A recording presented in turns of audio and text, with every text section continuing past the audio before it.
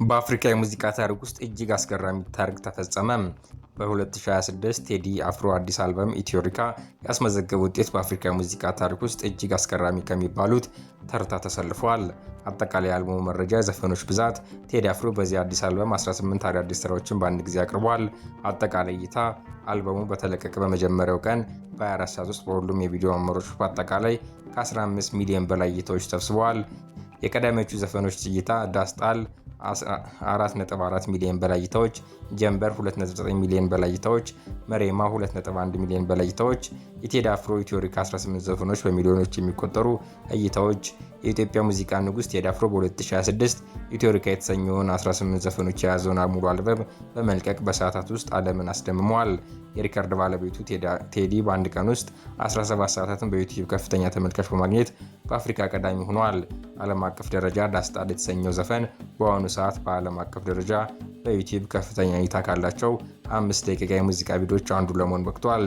ይህ ስኬት የቴዲ አፍሮን የሙዚቃ የበላይነት ብቻ ሳይሆን የኢትዮጵያ ሙዚቃ በዓለም መድረክ ላይ ያለውን ተጽዕኖ ዳግም ያረጋገጠ ነው። ኢራን የሆርሙዝ ወሽመጥ ለቀሪዎች የተኩስ አቁም ቀናት መክፈቷን አስታወቀች። የሆርሙዝ ወሽመጥ ለቀረው የተኩስ አቁም ጊዜ ሙሉ በሙሉ ክፍት እንደሚሆን የኢራን ውጭ ጉዳይ ሚኒስትር አባስ አርጋቺ አስታወቁም። አርጋቺ በኤክስ ገጻቸው ባሰፈሩት ጽሑፍ ሊባኖስ ውስጥ በተደረሰው ተኩስ አቁም መሰረት በሆርሙዝ ወሽመጥ በኩል የሚደረገው የሁሉም ንግድ መርከቦች ጉዞ ለቀረው የተኩስ አቁም ጊዜ ሙሉ ለሙሉ ክፍት እንዲሆን ታውጇል ብለዋል። ለ40 ቀናት የተዋጉት የአሜሪካና ኢራን በፓኪስታን አሸማጋይነት የሁለት ሳምንት ተኩስ አቁም መፈጸማቸው ይታወሳል። ይህ ተኩስ አቁም በሚቀጥለው ሳምንት ረቡዕ ይጠናቀቃል። የውጭ ጉዳይ ሚኒስቴር መርከቦች ጉዞ የሚካሄደው የኢራን እስላማዊ ሪፐብሊክ የወደብና የማሪታይም ድርጅት አስቀድሞ ባሳወቁ የተቀናጀ መስመር በኩል እንደሆነም ገልጸዋል። ለኢራን ውሳኔ ምላሽ የሰጡት አሜሪካ ፕሬዚዳንት ዶናልድ ትራምፕ አመሰግናለሁ ሲሉ ትሩዝ ሶሻል በተባለው የማህበራዊ ገጻቸው ጽፏል። ትራምፕ ኢራን የሆርሙዝ ወሽመጥ ሙሉ በሙሉ ክፍት መሆኑንና ለሙሉ ጉዞ ዝግጁ መሆኑን አሁን አስታውቃለች፣ አመሰግናለሁ ብለዋል። የካቲት ላይ በአሜሪካና በእስራኤል ጥቃት የተከፈተባት ኢራን ብዙ ከዓለም ነዳጅ መጓጓዣ መስመሮች መካከል በርካታ መርከቦችን በማስተናገድ ቀዳሚ የሆነውን የሆርሙዝ ወሽመጥ ዘግታ ቆይታለች። ለዚህ እገዳ ምላሽ የሰጠችው አሜሪካ ደግሞ በዚህ ሳምንት መጀመሪያ በወሽመጥ በኩል ወደ ኢራን ወደቦች ጉዞ እንዳይደረግ ከልክላለች። በፊንቴክ ማጭበርበር የተጠረጠሩ ታዋቂ ግለሰቦች ዛሬ ፍርድ ቤት ቀረቡ። ሚያዝያ 9 2018 በፊንቴክ ኢንቨስትመንት ስም በተፈጸመ መጠነ ሰፊ የገንዘብ ማጭበርበር ወንጀል ተጠርጥረው በቁጥጥር ስር የዋሉ ታዋቂ ክስተቶች እና የቲክቶክ ተጽዕኖ ፈጣሪዎች ዛሬ በፌዴራል መጀመሪያ ደረጃ ፍርድ ቤት ቀርበዋል። መርማሪ ፖሊስ ላለፉት ቀናት ሲያከናውን የቆየውን የምርመራ ሂደት ለችሎት ያስረዳ ሲሆን በቀጣይም የሚከተሉትን ነጥቦች ለማከናወን ተጨማሪ የ14 ቀናት የምርመራ ጊዜ እንዲሰጠው ጠይቋል። የወንጀሉን ውስብስብነትና ስፋት መመርመር፣ የተጨበረበረውን ከፍተኛ ገንዘብ መጠን ማረጋገጥ፣ ተጨማሪ ምስክሮችን ቃለ መቀበልና የሰነድ ማስረጃዎችን ማሰባሰብ። የተጠርጣሪ ጠበቆች በበኩላቸው ደንበኞቻቸው በዋስ እንዲፈቱ ጠንካራ መከራከሪያዎችን አቅርበዋል። ከእነዚህ መካከል ተጠርጣሪዎቹ ታዋቂና ቋሚ አድራሻ ያላቸው በመሆኑ የመሰወር ስጋት የሌለባቸው መሆኑ፣ መደበኛ ስራና መተዳደሪያ ያላቸው መሆኑ፣ አንዳንድ ተጠርጣሪዎች ያሉባቸውን የጤና እክሎች ከግምት ውስጥ በማስገባት በውጭ ሆነው ጉዳያቸውን እንዲከታተሉ የሚሉ ነጥቦች ይገኙበታል። ፍርድ ቤቱ የሁለቱንም ወገኖች ክርክር ካዳመጠ በኋላ በፖሊስ የጊዜ ቀጠሮ ጥያቄ ላይ ብይን ለመስጠት ለሚያዝያ 14 ቀን 2018 ዓ.ም ተለዋጭ ቀጠሮ ሰጥቷል። እስከዚያው ድረስ ተጠርጣሪዎች በፖሊስ ቁጥጥር ስር ሆነው ምርመራዎች እንደሚቀጥሉ ታውቋል። በጣሊያን ኔፕልስ የባንክ ዘረፋ ወቅት ታግተው የነበሩ 25 ግለሰቦችን ማስለቀቅ ተቻለ። በደቡባዊ ጣሊያ የተደረገው የባንክ ዘረፋ ሙከራ ወደ አስጨናቂ የእገታ ቀውስ ተቀይሯል። የታጠቁ ተጠርጣሪዎች ኔፕልስ በሚገኘው ቅርንጫፍ ውስጥ 25 ሰዎችን በድብቅ መንገድ ከማምለጣቸው በፊት ማገታቸውን ተሰምቷል። ድርጊቱ የተፈጸመው በፒያሳ ሜዳሊ ዲዮር ሲሆን ከ3 ባላነሱ የግል መኪና በመምጣት የተሽከርካሪ ሰሌዳዎችንና ፊታቸውን ሸፍነው ወደ ባንክ በመግባት ሰራተኞችንና ደንበኞቻቸውን አግተዋል። የጸጥታ ኃይሎች በፍጥነት አካባቢውን ከበው በርካታ ሰዓታት የፈጀ መጠነ ሰፊ ኦፕሬሽን ጀምረዋል።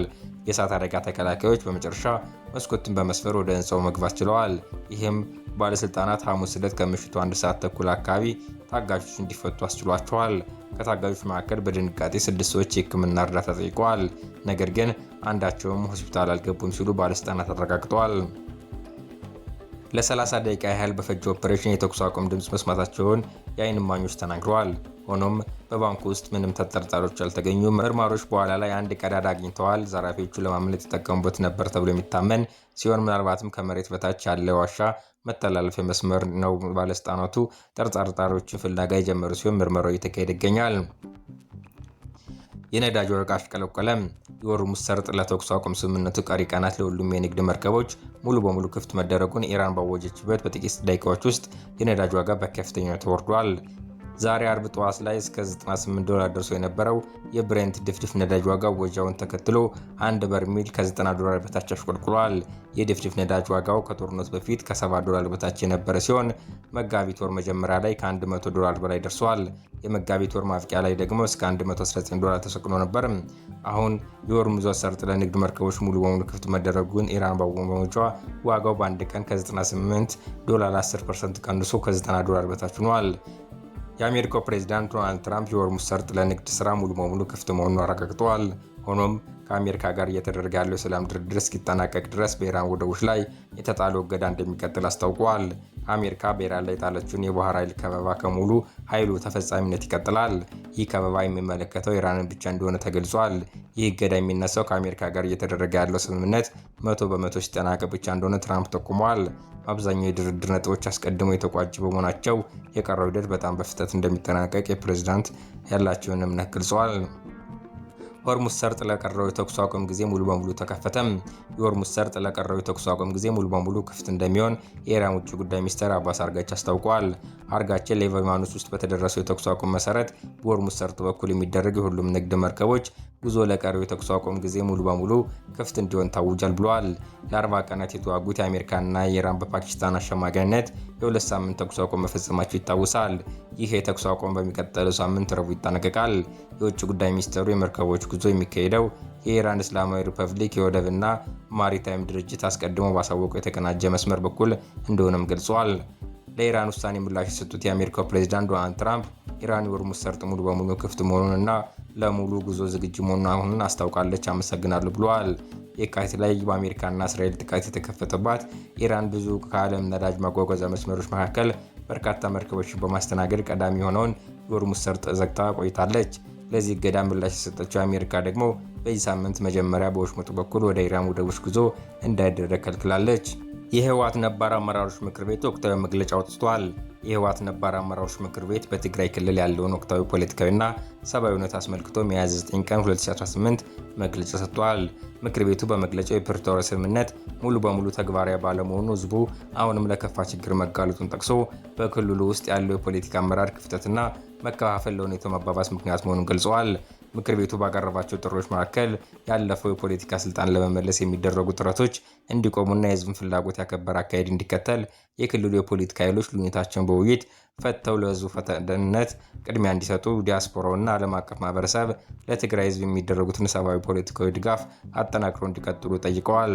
በመጨረሻም በክልሉ ውስጥ ግልጽነት፣ ተጠያቂነት የሰፈነበት የአመራር ስርዓት እንዲዘረጋ ምክር ቤቱ ጥሪ አስተላልፏል።